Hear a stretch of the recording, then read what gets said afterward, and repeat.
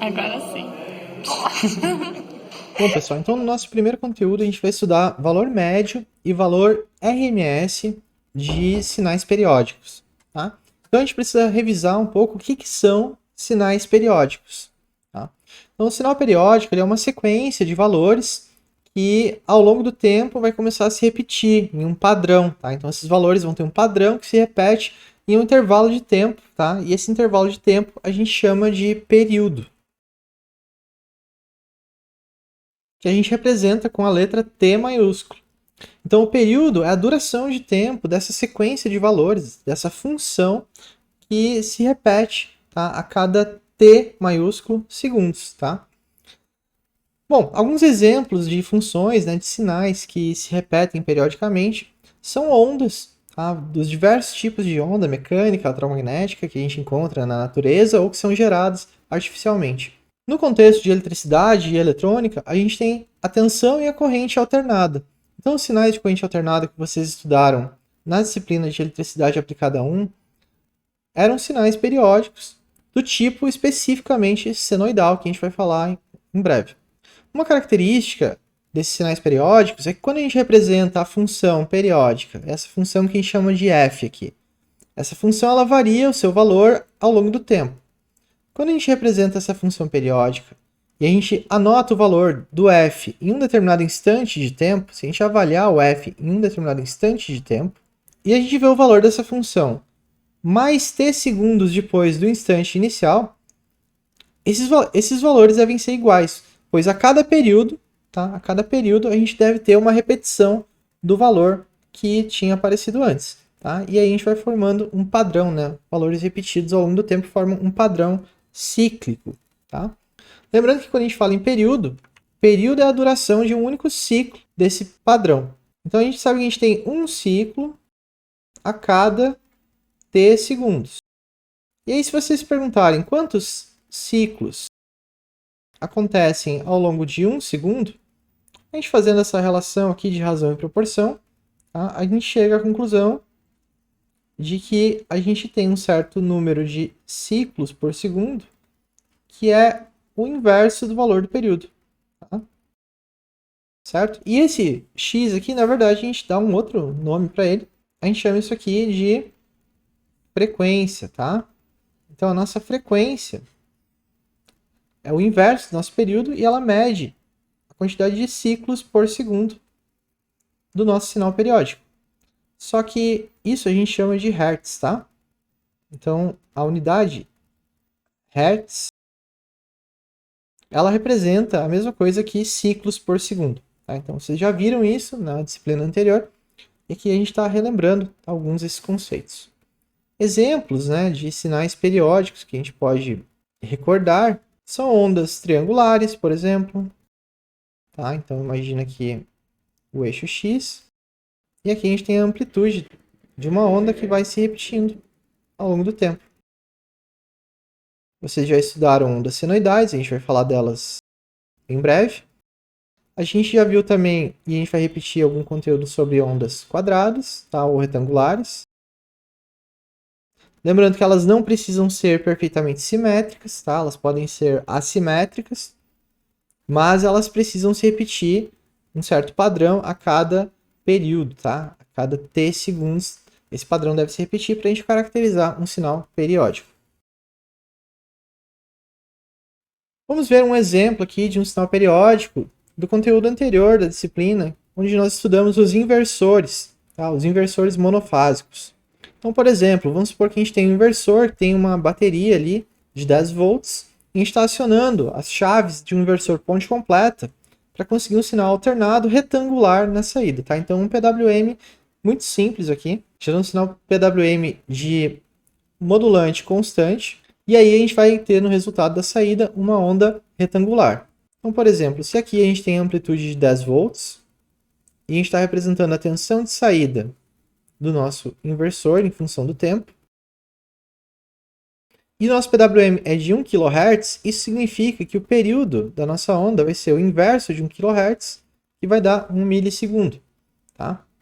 Então eu vou representar isso aqui com 10 unidades, sendo que aqui a gente tem 1 E a gente está medindo aqui em milissegundos. E a nossa tensão a gente está medindo em volts. Então, o inversor, tá? Ele vai formar uma onda quadrada. Essa onda é alternada, então ela vai variar entre 10 e menos 10 volts, que é a tensão da bateria sendo aplicada com polaridade invertida na carga. E essa vai ser a forma de onda periódica do sinal da tensão de saída do nosso inversor acionado com um PWM de 1 kHz, PWM de modulante constante. Então a gente viu bastante essas formas de onda na parte anterior da disciplina. Tá? E agora a gente está observando com mais atenção essa característica periódica aqui da nossa tensão de saída, né, alternada do nosso inversor monofásico. Então aqui a gente tem uma onda retangular. Essa onda retangular tem tensão positiva de 10 volts durante metade do período. E na outra metade do período, ela vai ter tensão de menos 10 volts. E após esse tempo aqui, a onda vai ficar se repetindo. Eu não vou ficar desenhando aqui, mas vocês podem imaginar que esse sinal aqui ele continua. Tá? Ele se repete periodicamente. Tá? Então esse sinal ele vai seguir aqui ao longo do tempo, se repetindo, tá? Conforme o nosso inversor continuar funcionando. Certo? Mas a gente só precisa analisar esse sinal dentro de um período, tá? Ou seja, a gente só observa ele dentro de um período, tá? E a gente já vai conseguir tirar todas as características aqui desse sinal, ok? Bom, outro exemplo importante também de sinais periódicos são as ondas senoidais, tá? Ondas que podem ser representadas com uma função senoidal, uma função trigonométrica, tá? Senoidal. Então, esse é o caso exatamente da tensão da rede residencial, né? A rede elétrica residencial, onde essa tensão, né, ela tem um regime permanente senoidal e ela está ali disponível, tá? Com uma corrente alternada, né? No formato de uma onda alternada. E essa onda tem um valor de pico, tá? Ela tem uma frequência e um período, certo? E a gente vai desprezar aqui um outro parâmetro que ela também tem, que é a fase, né? Porque a gente não está comparando essa onda com nenhuma outra, né? A gente só usa a fase de uma onda senoidal quando a gente quer comparar se ela está adiantada ou atrasada em relação a uma outra onda de referência, tá? Como aqui a gente só está preocupado com a representação de uma única onda, né? A gente pode considerar que a fase inicial dessa onda é 0 graus, tá? E aí a gente só precisa se preocupar com os parâmetros de tensão de pico da onda e frequência dela, tá? Bom, então lembrando aqui, né, os parâmetros. Esse valor aqui que está dentro do argumento da função senoidal é um ângulo, tá? O seno é uma função trigonométrica que ele mede a projeção da hipotenusa de um triângulo retângulo no círculo trigonométrico sobre o eixo y, tá? Então é a sombra da hipotenusa em relação ao eixo y no círculo unitário trigonométrico. Então, o seno ele é calculado o seno de um ângulo.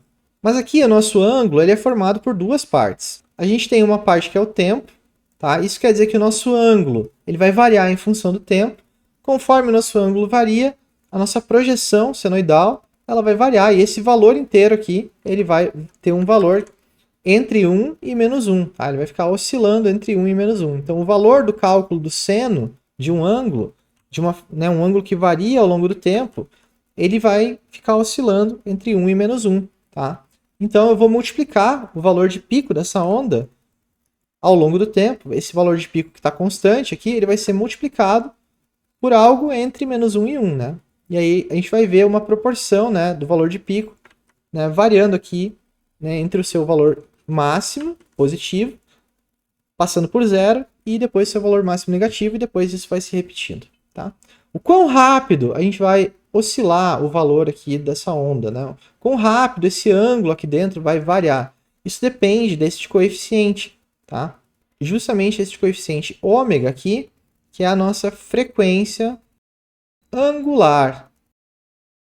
Uma frequência angular é como se fosse uma velocidade, tá? Então ela é medida em radianos por segundo. Então é como se fosse uma medida angular a cada segundo. E uma velocidade multiplicada pelo tempo vai me dar uma posição angular, vai me dar justamente em que valor de ângulo em radianos que eu estou no meu círculo trigonométrico. Então veja, a velocidade, que é a frequência angular, multiplicada pelo tempo, resulta em um ângulo, tá? Então, interpretem sempre a frequência aqui como a velocidade com que essa onda oscila ao longo do tempo. E existe uma relação entre o ômega e a frequência em hertz, certo? Frequência em hertz é quantos ciclos por segundo que eu faço. Mas eu estou fazendo ciclos de 2π radianos, tá? Então, a minha frequência angular se relaciona com a frequência em hertz através dessa expressão aqui, né? O ômega é 2π, comprimento da circunferência de raio unitário, vezes a frequência, tá? Quantas voltas eu dou a cada segundo, certo? Então a gente pode expressar como seno de ômega vezes t, lembrando que o ômega pode ser substituído ali por 2πf, né? Para multiplicar esse tempo também. Para a gente fazer o esboço de uma senoide, a gente precisa colocar alguns parâmetros, tá? Então eu vou usar os parâmetros que a gente tem da tensão da rede residencial. A tensão da rede residencial tem um valor de pico de aproximadamente 311 volts, tá? Então isso aqui é o valor de pico da tensão senoidal residencial. E eu vou usar como frequência aqui, em vez de 60 Hz, eu vou usar a frequência de 50 Hz, tá? Simplesmente para facilitar a nossa vida, porque aí ela vai ter um período, que é um número inteiro, que corresponde a 20 milissegundos, tá? O inverso de 50 Hz, que é 50 ciclos a cada segundo, né? Isso significa que cada ciclo dura 20 milissegundos, certo? Assim a gente pode marcar aqui o valor, ó, 20, para representar o nosso tempo em milissegundos e marcar aqui um período completo do nosso sinal senoidal. Nosso sinal senoidal começa no tempo igual a zero, né? E aí seno de zero vezes ômega vai dar seno de zero. E aí seno de zero corresponde a zero. Então isso multiplicando o valor de pico vai dar 0 volts também. Aqui a gente vai colocar a nossa tensão em volts no eixo Y. Vamos marcar aqui a metade do período. T sobre 2. E agora a gente vai desenhar alguns pontos importantes para a gente conseguir desenhar a nossa onda com um pouquinho mais de precisão. Então, por exemplo, a gente sabe que a gente tem o valor de pico, né? Vamos assumir que aqui é 311 volts, tá? Então aqui também eu tenho 311 volts, só que negativo. E a gente sabe que exatamente a 1/4 do período, tá? Então exatamente na metade aqui da primeira metade da onda, a 1/4 do período, eu vou chegar no meu valor de pico da minha senoide. Por quê? Porque um período inteiro corresponde a uma volta de 360 graus no círculo unitário. Tá? Então metade do período corresponderia a 180 graus, exatamente na metade do período. Aqui é 90 graus, e o seno de 90 graus ele vai dar o seu valor máximo, que é 1 positivo. É quando a projeção da hipotenusa chega exatamente a alinhar com o eixo Y no círculo trigonométrico. Tá bom? Então é onde eu vou ter o meu valor máximo desse seno. Vai valer 1, e 1 vezes o valor de pico vai dar o próprio valor de pico. Tá? Acontece a mesma coisa quando a gente chega em 270 graus. Tá? Então, na segunda metade da onda, quando eu estiver a 3/4 aqui do período, eu vou chegar no meu valor de pico, só que negativo, porque aí eu vou ter a minha projeção do eixo Y virada para baixo, tá? Eu vou ter feito uma volta de 270 graus e aí a minha hipotenusa vai estar alinhada com o eixo Y, mas apontando para baixo. Então ela vai ter um valor de -1, tá? De amplitude ali no círculo trigonométrico, e -1 vezes o valor de pico vai dar menos o valor de pico. Então esse é um outro ponto aqui, ó, que acontece exatamente a 3/4 do período da onda senoidal. Se a gente for desenhar assim, ainda vai ficar um pouquinho grosseiro. Então é importante a gente pegar pelo menos mais alguns pontos aqui de referência que possam nos ajudar. Qual ponto que é interessante? Por exemplo, a onda ela chega no valor da metade da sua amplitude, tá? Ou seja, 311 dividido por 2 aqui, positivo, né? Exatamente a 1/3 desse primeiro quarto de período, que corresponde a um ângulo de 30 graus. Tá? Então, se você pegar um ângulo de 30 graus no círculo trigonométrico, a sombra da hipotenusa no eixo Y vai estar exatamente em 0,5, tá? No círculo trigonométrico de raio unitário. Isso significa que o ângulo de 30 graus ele corresponde a 0,5, né? O seno de 30 graus é 0,5. E aí vai dar metade do valor de pico. 0,5 vezes o valor de pico vai dar só metade. Então a gente pode marcar aqui, ó, dividir em 3 partes iguais, né? Aproximadamente aqui. 3 partes iguais. Este primeiro quarto, né? Um pouco difícil de marcar 1/3 aqui, né? Mas vamos supor que seja mais ou menos aqui. Bom, a gente sabe que a gente tem aqui a metade da metade, né? e 1/3 deve estar mais ou menos próximo daqui, né? Certo? E aí a gente marca esse ponto aqui. A gente sabe também que esse ponto vai se repetir quando a senoide estiver descendo, tá? Mais ou menos a 30 graus antes de 180, tá? Então, 150 graus aqui, né? Eu vou ter de novo esse ponto, ou seja, vamos pegar essa outra metade, né? Esse segundo quarto aqui da onda, e vamos pegar mais ou menos por aqui, né? Dá mais ou menos 1/3 voltando da metade do período, e a gente marca este ponto aqui. Tá? Isso acontece de maneira simétrica aqui na segunda metade, né? Então, se eu pegar de 180 graus mais 30 graus aqui, tá? Ou seja, é um pouquinho para cá, mais ou menos, né? É o primeiro terço desse pedacinho aqui. E a gente marcar exatamente a metade negativa da amplitude aqui. E também pegar do final do período, né? Voltar a 30 graus, né? Ou seja, a gente tem aqui a metade, né? A gente volta 30 graus só, então é mais para cá, né? Divide 1/3 desse pedacinho aqui e pega esse terço final, né? A gente marca aqui de novo, né? A amplitude, que vale a metade aqui da amplitude máxima, né? E agora sim, a gente tem alguns pontos aqui que a gente pode conectar, né? E desenhar a nossa senoide. Então a gente vai fazer o desenho ligando os pontos, aproximando aqui, né? De maneira suave. Aqui a gente tem o ponto que cruza pelo zero.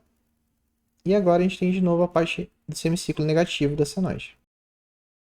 Eu poderia ter inserido alguns valores a mais aqui, certo? Mas como eu usei só poucos pontos para desenhar, a aproximação é que ela não fica muito suave, mas já fica um pouquinho melhor do que fazer a mão livre a senoide, né? A gente já vê aqui um formato muito mais próximo do original, certo? Então é assim que a gente desenha aqui, né, uma senoide. E é importante lembrar que esse é um sinal periódico, então a cada 20 milissegundos, né, esse sinal aqui vai se repetir.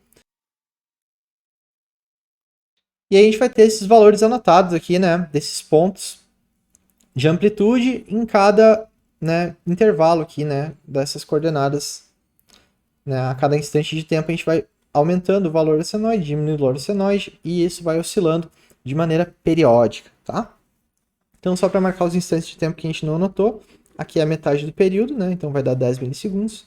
Aqui é um quarto, seria 5 milissegundos.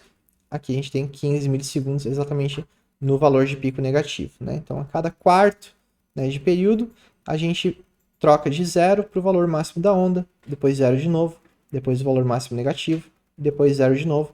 E isso é um padrão, né, periódico aí que se repete, certo?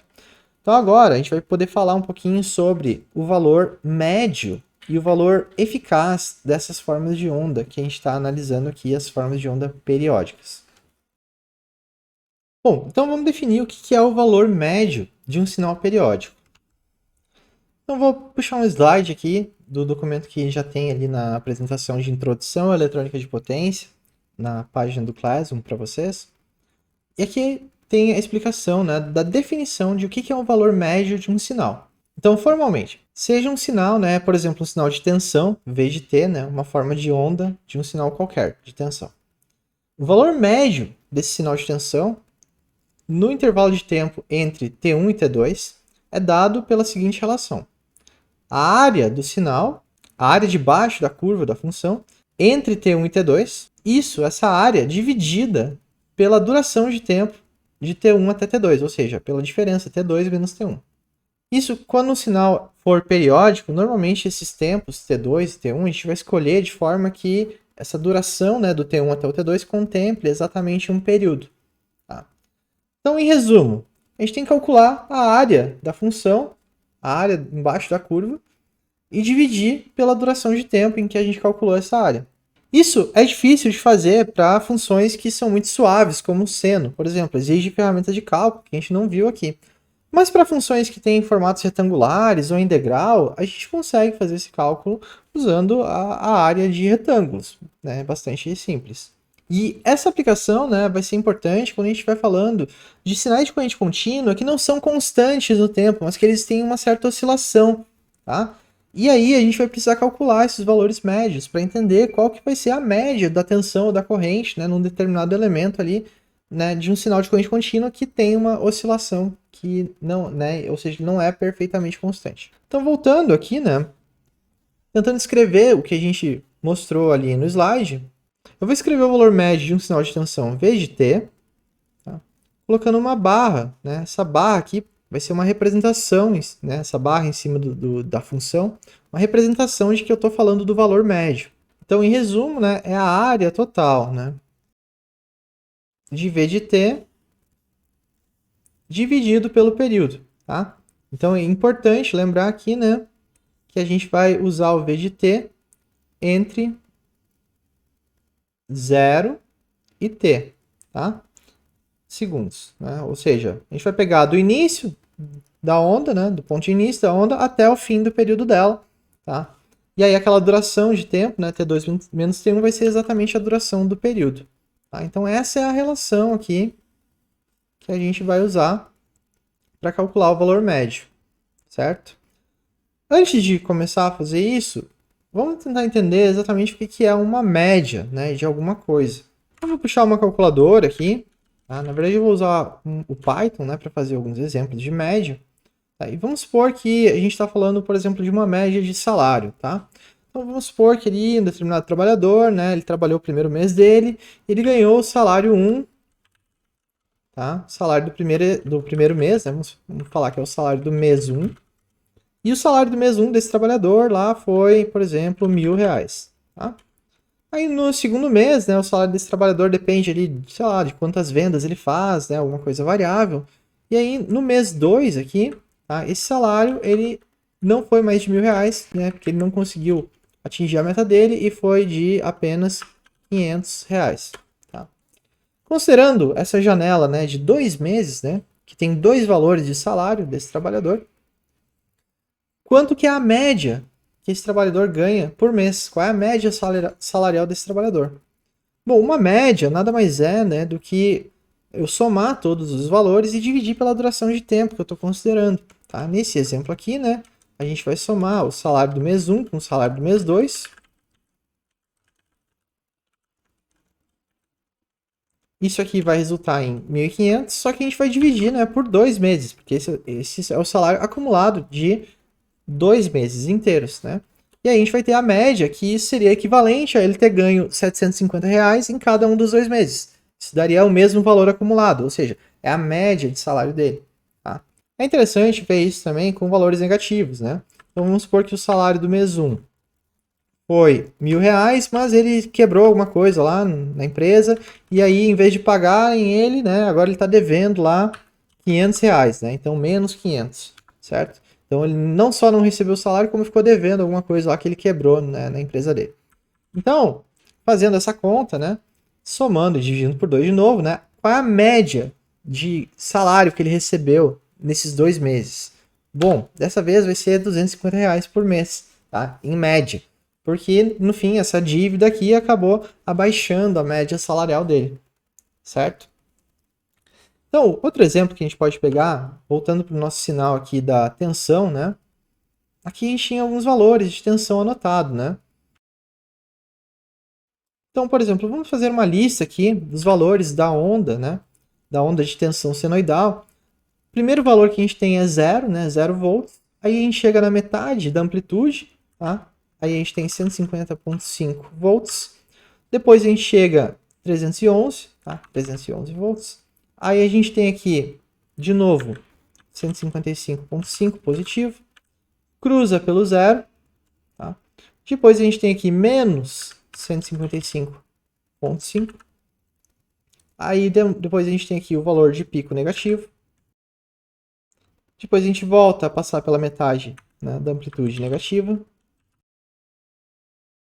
E por fim a gente retorna ao zero. Tá? Então isso aqui são as nossas tensões anotadas. Tá? Vamos supor que a tensão fica numa duração de tempo igual em cada um desses valores. Tá? Então tempo, né, em segundos que cada um desses pontos dura, né, vamos supor que seja um valor igual, idêntico para todos os pontos. Tá? Então a gente tem a nossa lista de valores anotados. E se a gente, né, conferir quantos valores a gente anotou 9 valores. Tá? Qual que é a soma, né? A soma de todos esses valores? É zero. Por quê? Porque a gente tem aqui um gráfico muito simétrico. Ó, os mesmos valores que a gente passa positivo, a gente também passa negativo. Quando a gente soma tudo, dá zero. Tá? Então, mesmo que a gente some aqui e divida, né, pelo número de valores que a gente adotou, faça a média, essa média aqui a gente já viu que deu zero, né? Zero dividido por alguma coisa vai dar zero. Porque esta área positiva aqui é como se ela fosse cancelada pela área negativa, em termos de valor médio, certo? Então, para o valor médio, né? O valor médio de uma onda senoidal periódica é zero. Tá? Então, a gente pode ter valores médios positivos, a gente pode ter valores médios negativos, e a gente pode ter valores médios nulos também. Quando é que a gente teria um valor médio negativo? Né? Quando a gente tiver um desequilíbrio, né? Por exemplo, vamos pegar a ideia dos salários lá, né? Se o primeiro salário foi 1.000 e o segundo salário foi uma dívida, né? Por exemplo, imagine que isso aqui é lucro de 1.000, depois a gente teve prejuízo de R$ 2.000, né? Qual que é a média aqui, né? Desses salários, né? Vai ser menos 500, tá? Então é como se a gente tivesse perdido R$ 500 por mês, né? Por exemplo. Né? Se a gente ganhou 1.000 e perdeu 2.000 no segundo mês, né? Teve prejuízo de 2.000, no fim das contas, é que a gente teve um prejuízo de 500 por mês, né? Nesses 2 meses que a gente está considerando, tá? Então, quando a gente fala em valor médio, né, a gente está falando de área, a gente está falando de média aritmética também, tá? Só que a diferença é que nos sinais periódicos, tá? Essas áreas aqui, né, os valores da tensão, os valores de tensão dos sinais periódicos, eles vão ser ponderados por quanto tempo aquele valor de tensão dura ao longo de um período. Então, é uma média ponderada, não é uma média aritmética pura. Vamos ver um exemplo aqui que isso vai ficar muito mais claro. Tá? Então aqui tem um sinal periódico de tensão, tá? E esse sinal é um sinal retangular, tá? E se a gente observar aqui, o sinal está se repetindo já nesse desenho, né? Embora esteja mostrando aqui 4 milissegundos do sinal, né? A gente percebe que o período, né, ele só dura 2 milissegundos, né? A partir desses 2 milissegundos, o sinal já começa a se repetir, né? Então vamos desenhar apenas um período aqui na direita, né, desse sinal V1 aqui, né, dessa tensão em volts, né, V1. Observando ali que o gráfico, né, da escala do x está em milissegundos. Então a gente vai anotar aqui, né, por exemplo, vamos anotar aqui a metade do período, tá? 5 unidades aqui para calcular. E aqui o período inteiro, né? Vamos supor que seja 2 milissegundos, né? A gente viu que o período ali, essa onda, ela se repete, ó, a cada 2 milissegundos ela repete esse padrão aqui, né? Vamos desenhar. Aí a gente tem que cuidar agora, né, os valores aqui, né? Se aqui é a metade, né, que é 1 milissegundo, e a gente tem que quebrar agora.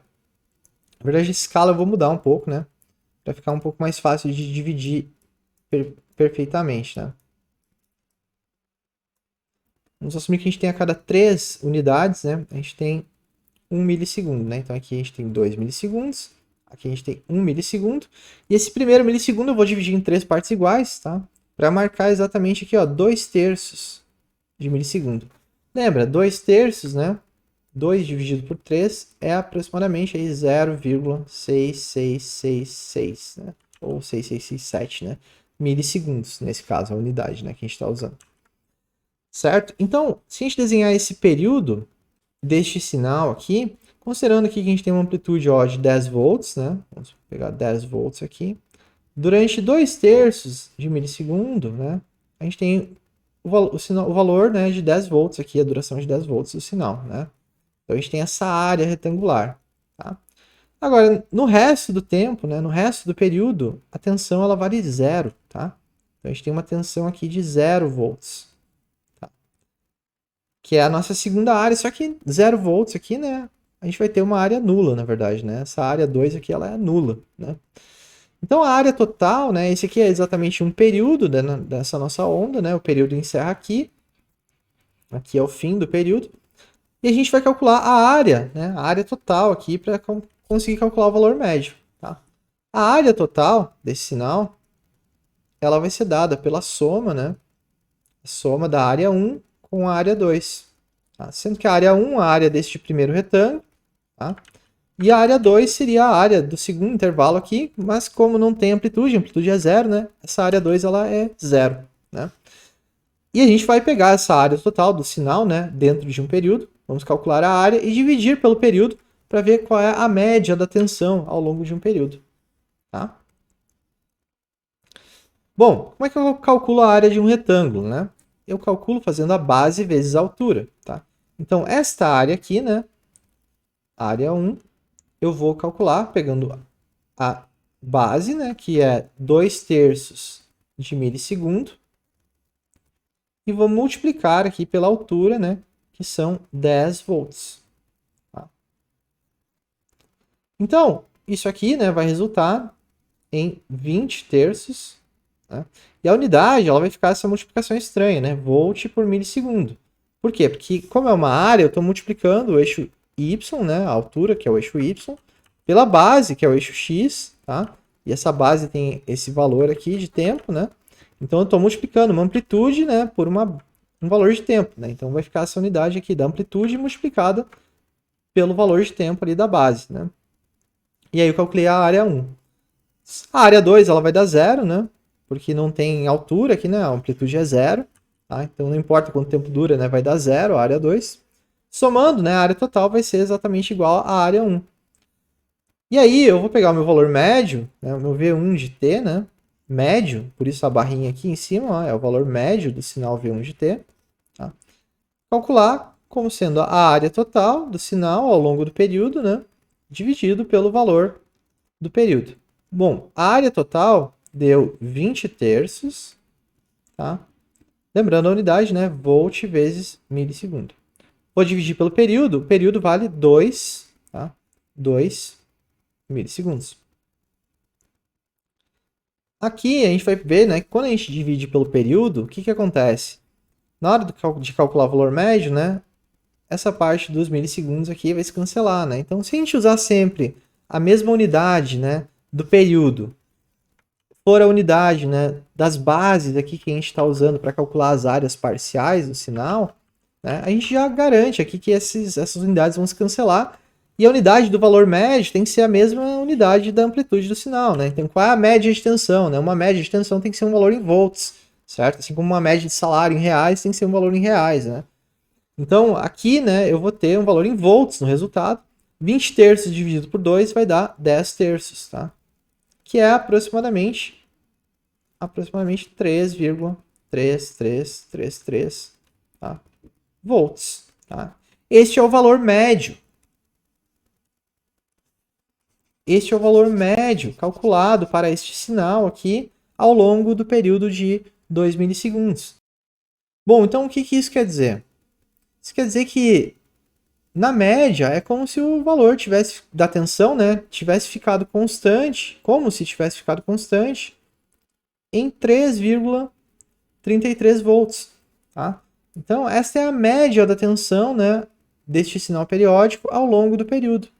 Por quê? Porque apenas durante 1/3 do período, que dá 0,66 segundos aqui de 2 milissegundos, apenas durante 1/3 do período é que o valor foi 10 volts. Nos outros 2/3 do período, o valor foi zero. Tá? Então, a média acabou dando aqui 1/3 de 10, entendeu? Então, foi um peso aqui, um peso que acabou multiplicando o degrau de tensão, para dar o seu valor médio, tá? Como se fosse uma média ponderada, Então, pensando assim, em sinais elétricos, é como se, na média, o valor de corrente contínua médio deste sinal é 3,33 volts. Então, este é o valor médio de tensão contínua que a gente tem aqui neste sinal periódico. Vamos fazer aqui um segundo exemplo. Então, aqui a gente tem uma corrente em miliamperes em função do tempo, e o tempo está em microsegundos.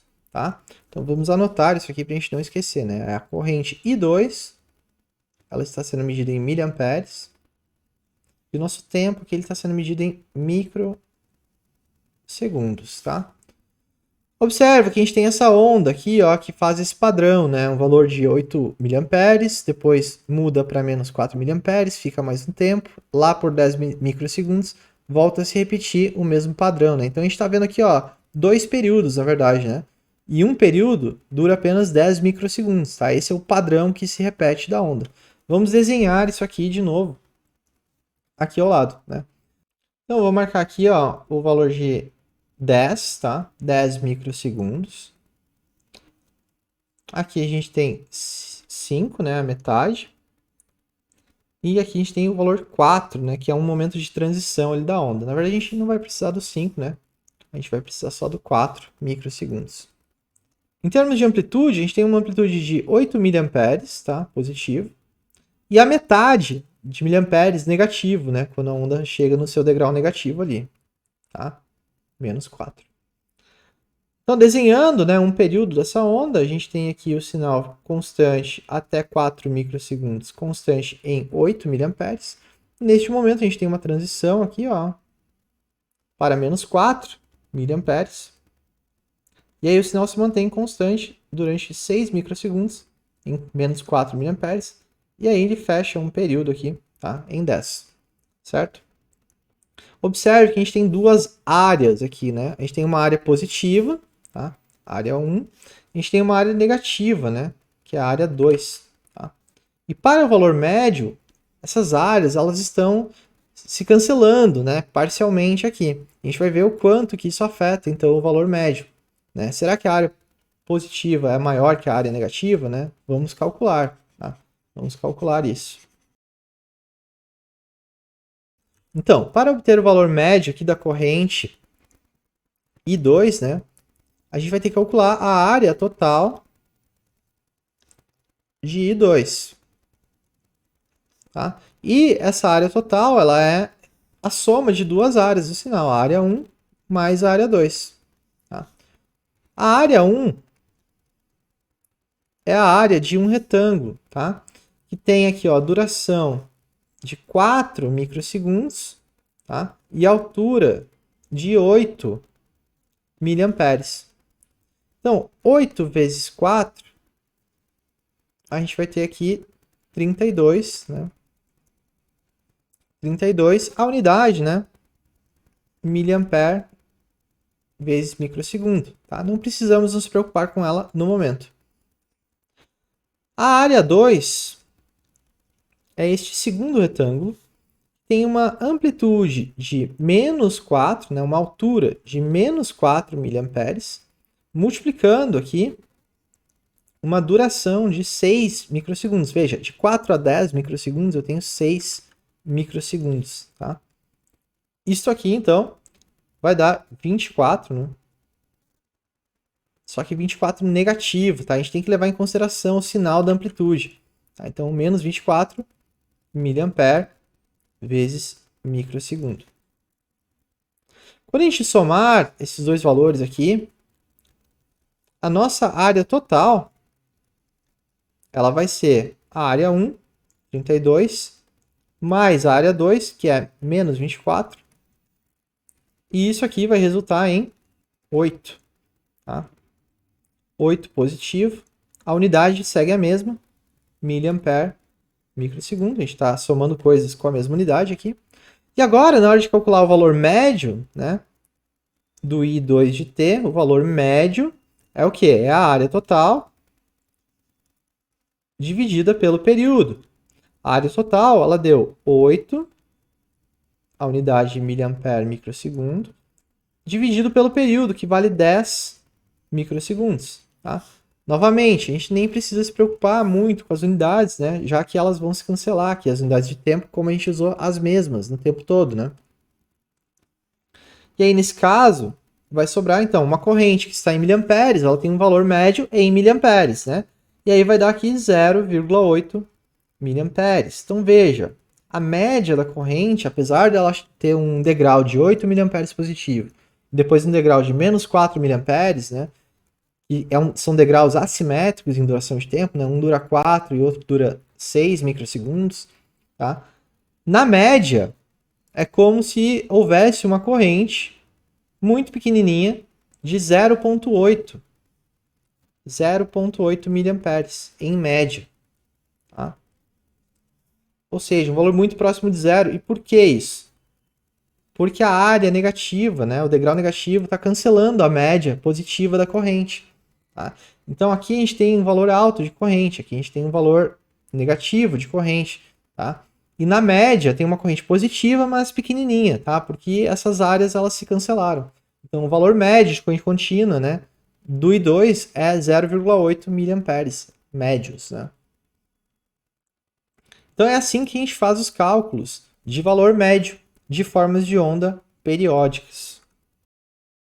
Bom, então a gente vai falar agora sobre o valor RMS, ou às vezes chamado de eficácia em português, de sinais periódicos. Para a gente entender o que o valor RMS representa, é bom a gente lembrar dos circuitos de corrente alternada. Então, por exemplo, se a gente tem uma fonte senoidal com 311 volts de tensão de pico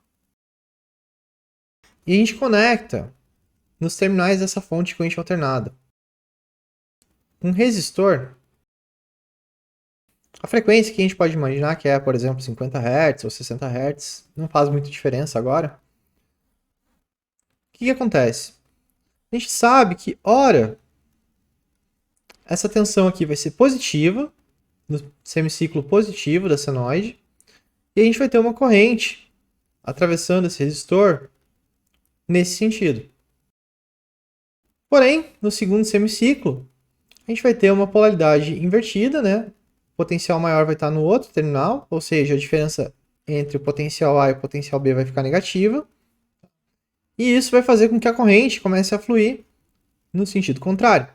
E isso vai se repetir 50 vezes por segundo, tá? Então esse é o regime permanente senoidal de corrente alternada. A questão é, se a gente lembrar da nossa tensão senoidal, a gente sabe que o valor da diferença de potencial aqui no resistor, seja positivo ou negativo, ele não é 311 volts constante, tá?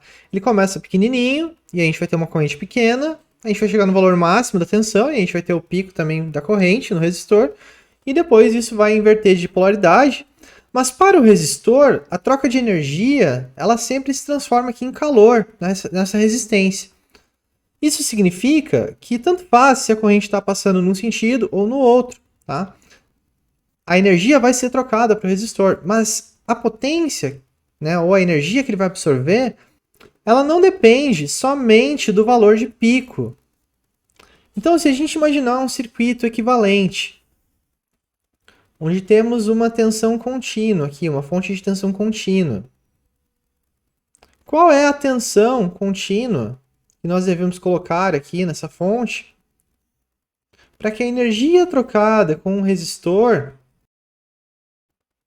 do mesmo valor, ou seja, com a mesma resistência, qual é o valor de tensão da fonte de corrente contínua que vai transferir a mesma energia para esse resistor, ou a mesma potência, que uma fonte de tensão senoidal de corrente alternada com 311 volts de pico?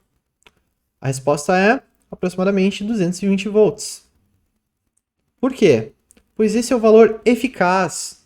Esse é o valor que vai transferir exatamente a mesma quantidade de energia para esse resistor. Existe uma relação matemática que diz que o valor eficaz, o valor RMS, também conhecido como RMS, de uma onda senoidal, tá? De uma onda senoidal, é igual ao valor de pico da onda dividido por raiz de 2. Que é aproximadamente 0,707 vezes o valor de pico, certo?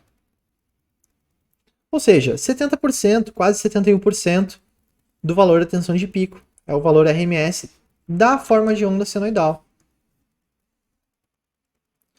Então, essa ideia é que existe, né, para esses elementos que não importa o sentido, a polaridade da corrente, a potência, a energia transferida, ela vai ter mais relação com a média, né? Mas a média de um sinal aqui, como se fosse um sinal apenas positivo, né? Esse valor de tensão, né, ele vai ser o que a gente chama de RMS, ou eficaz, né? Ele vai transferir, né? Se eu imaginar um valor contínuo aqui, aplicado de tensão nesse resistor, ele vai transferir a mesma potência, né, para esse elemento, né? Que é esta forma de onda alternada aqui, cuja amplitude varia no tempo, mas mesmo assim transfere energia numa taxa constante aqui, como se fosse uma tensão contínua, né, de um certo valor aqui proporcional a valor de pico sobre raiz de 2. Porém, essa relação de raiz de 2 ela só é válida para formas de onda senoidal. Tá? Então a gente precisa entender o conceito. O que exatamente é o conceito de eficaz ou RMS para a gente entender como calcular isso para qualquer forma de onda. Então, o nome RMS ele significa Root Mean Square, sendo que isso corresponde à aplicação de alguns passos para a gente calcular esse valor. Sendo que o primeiro passo a gente começa por este quadrado, tá? Esse square.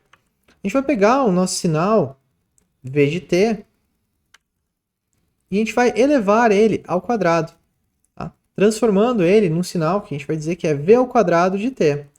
Tá? São os mesmos valores da função v de t, porém elevados ao quadrado. Tá? Então, o primeiro passo é tornar o sinal ao quadrado. O que isso faz, né?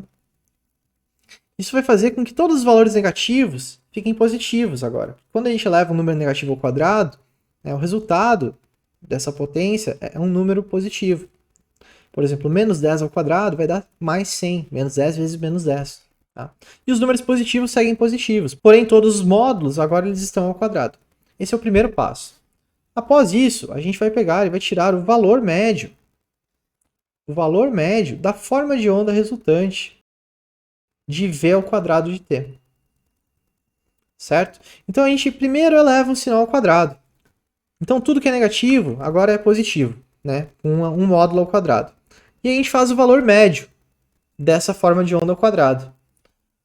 Ao final, a gente vai tirar a raiz quadrada deste resultado aqui. Observe que, no caso de um sinal de tensão, a gente tem volts, volts elevado ao quadrado vai ser V ao quadrado. Né? Então aqui, V ao quadrado de T, né, tem unidade volts ao quadrado. E lembra que a potência ela é proporcional ao quadrado da tensão, assim como também é proporcional ao quadrado da corrente. Então aqui, na verdade, a gente está vendo uma forma de onda que é diretamente relacionada à potência, tá? Que é transferida para um elemento. Então a gente pega e eleva esse sinal ao quadrado, agora a gente tem ele ao quadrado, a gente tira o valor médio da forma de onda ao quadrado e a gente tira a raiz quadrada desse valor no final. Tá? E aí, ao final aqui, o valor RMS, né, esse número que vai aparecer, vai ter a unidade novamente de volts quando a gente tirar a raiz quadrada. Certo? Então lembra, calcular o valor médio, né, é calcular um valor que é uma média ali das áreas da forma de onda que estiver no sinal periódico. Né? Só que nesse caso, a gente vai estar preocupado com a forma de onda ao quadrado de qualquer sinal. Então, lendo a definição aqui formal, né, seja V de t uma forma de onda de um sinal de tensão qualquer, o valor eficaz de V de t no intervalo de tempo t1 até t2 é dado por raiz quadrada da área de V ao quadrado de t entre esse intervalo de tempo, entre t1 e t2, dividido pela duração aqui de t1 até t2. Tá? Então isso aqui nada mais é do que o que acabamos de escrever, né? Eleva o sinal ao quadrado, tira o valor médio do sinal ao quadrado, e aí faz a raiz quadrada desse valor médio resultante. E aí a gente terminou de fazer o nosso RMS, né? Root Mean Square. Vamos fazer um exemplo aqui, ó, com esta forma de onda retangular. Então, aqui a gente tem um sinal periódico, tá? Que tem período de 10 milissegundos, e ele tem uma amplitude que varia de 100 positivos, 100 volts positivos, até menos 50 volts. É uma forma de onda de tensão. Tá? Muito bem. Então, a primeira coisa para a gente calcular o valor RMS dessa forma de onda, precisamos elevar esse sinal ao quadrado. Então, é sempre bom redesenhar a forma de onda e aí converter todas as amplitudes que aparecem aqui para seus valores ao quadrado. Então, por exemplo, a gente tem dois degraus. Né? A gente tem um degrau aqui de 100 volts, e a gente vai elevar esses 100 volts ao quadrado. Isso aqui vai ficar 10.000. 100 vezes 100, né? A gente vai ficar aqui com os 4 zeros, 10.000. Aqui a gente tem um outro nível de tensão, que é menos 50 volts. E a gente vai elevar ao quadrado, então menos 50 vezes menos 50 vai ser 2.500. Tá? Positivo, né? Porque aí o sinal ele vai acabar cancelando aqui, né? Na multiplicação. Menos 50 vezes menos 50 vai dar mais 2.500. Agora a gente redesenha essas amplitudes, tá? Veja que eu vou manter aqui o maior degrau com a mesma altura, tá? Vou fazer como se fosse a nova altura aqui. Agora não é 100, né? É 10.000. E a unidade aqui agora é volts ao quadrado. Então mudou aqui a unidade, né? A gente tem V ao quadrado de t nessa forma de onda, tá? Bom, 2.500 é uma altura positiva, corresponde a 1/4 desta altura aqui de 10.000, né? 1/4 vai bater mais ou menos aqui, ó. Está um pouco desalinhado aqui o eixo, né? Mas seria essa altura aqui, né? 1/4 da altura principal ali. Então a gente reflete, né? Reflete tudo que é negativo para um valor positivo, tomando cuidado, né? Que agora essas amplitudes aqui, elas ficaram elevadas ao quadrado, né? Então elas têm que ficar numa nova escala, né? Proporcional aqui. Tá? Então veja, embora o valor negativo ali fosse a metade do módulo do degrau positivo, né? Quando a gente elevou ao quadrado, essa diferença aqui absoluta, né? De valores ao quadrado, ela ficou maior, né? Muito bem, então a gente tem aqui o nosso sinal V ao quadrado de t.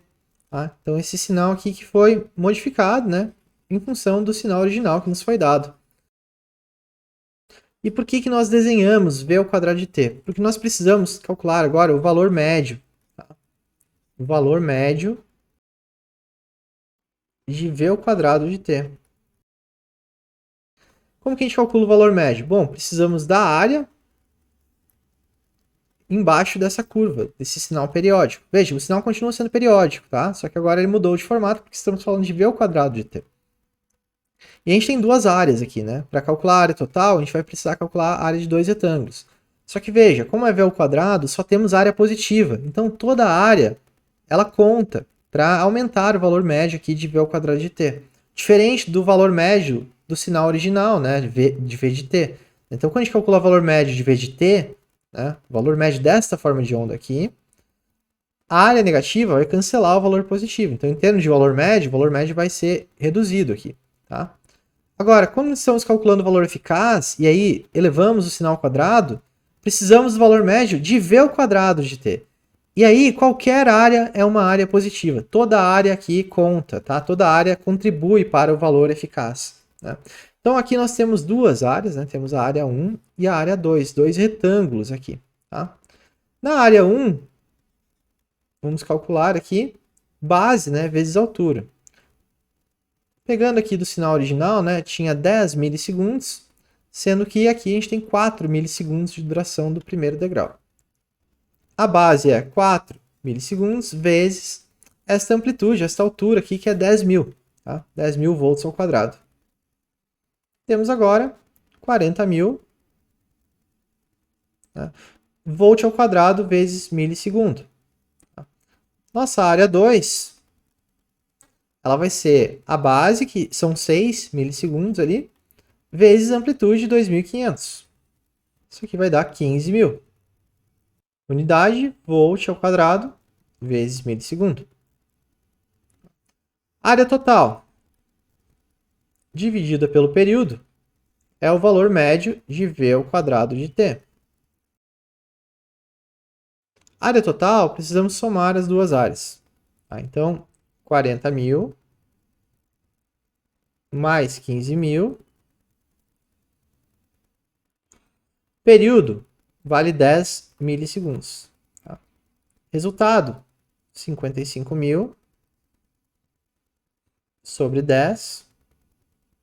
Veja que aqui é volt ao quadrado vezes milissegundo. Aqui embaixo temos milissegundo. Observe que, novamente, não precisamos nos preocupar, pois as unidades estão se cancelando. Tá? E o resultado aqui vai ficar volt ao quadrado. Tá? A mesma unidade da tensão ao quadrado. Então, isso aqui vai ser 5.500, tá? Unidade, volt ao quadrado. Certo? Então, calculamos o valor médio da onda ao quadrado. Mas o valor eficaz é a raiz quadrada disso. Tá? Então, a tensão RMS deste sinal é a raiz quadrada deste valor médio de V ao quadrado de t. Tá? Então, a raiz quadrada deste valor aqui vai ser a raiz quadrada de 5.500 volts ao quadrado. E aí eu preciso usar minha calculadora aqui. Então, raiz quadrada de 5.500 aproximadamente 74,1619 volts, né? Ou 74,1620, né? Volts, arredondando. Então veja, em termos de valor eficaz, tá? Em termos de valor eficaz, este sinal que tem um pulso de 100 volts e um pulso negativo de menos 50 volts tem um valor eficaz de 74,16 volts aproximadamente, né? Então veja que tanto o valor positivo quanto o valor negativo contribuíram para que eu tenha um módulo de valor eficaz aqui, de valor RMS, que seja intermediário entre esses dois números, né? Então maior do que o módulo negativo, né? Porque ele é menor que o 100, mas ainda menor que o valor máximo aqui de pico, né? Da onda, né?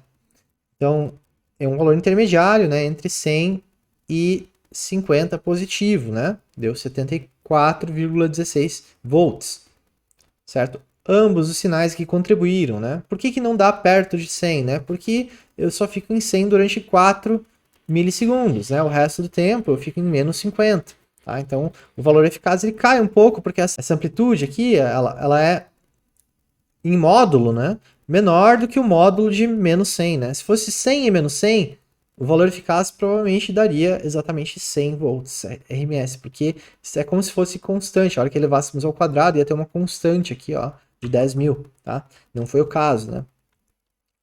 Certo? Então é assim que a gente calcula o valor eficaz, né? Pegamos a forma de onda original, elevamos ao quadrado, né? Cuidando aqui os degraus, né? Levando o valor de cada degrau ao quadrado, redesenhando o sinal. Calculamos agora todas as áreas positivas que sobraram, né? Fazemos o valor médio, né? Dividindo a área total pelo período. E aí o valor do resultado do valor médio do sinal ao quadrado, nós vamos tirar a raiz quadrada, tá? Disso. E aí nós obtemos o valor RMS final aí desta onda, certo? Então veja, para calcular valor RMS de ondas retangulares é muito simples, tá? Já a onda senoidal, que tem, né, todas essas ondas que têm curvas muito suaves, né, é mais difícil porque nós não sabemos as ferramentas, né, adequadas para calcular áreas desses sinais que têm essas curvas, né? Então nós sabemos só calcular áreas de formas geométricas simples, né? Então vocês precisariam de ferramentas de cálculo mais avançadas, né, para descobrir que o valor eficaz de uma onda senoidal é o valor de pico sobre a raiz de 2, né? Isso aqui não sai muito fácil. Embora a gente pudesse fazer uma aproximação, né? Se vocês fizerem uma aproximação aqui, né? Pegar e aproximar esse sinal aqui, ó, por pequenos retângulos, tá? Pequenos retângulos, vocês vão chegar num valor aí muito próximo, né? Muito próximo do valor eficaz, tá? Seguindo o mesmo procedimento. É claro que quanto mais pontos vocês tiverem aqui para desenhar esses retângulos, né, melhor. Inclusive o retângulo talvez nem seja a melhor figura geométrica aqui para aproximar, né, essa senoide, né? Então pode ser que um trapézio, né, seja algo mais simples, ou até em algumas regiões aqui a gente possa colocar uns triângulos, né?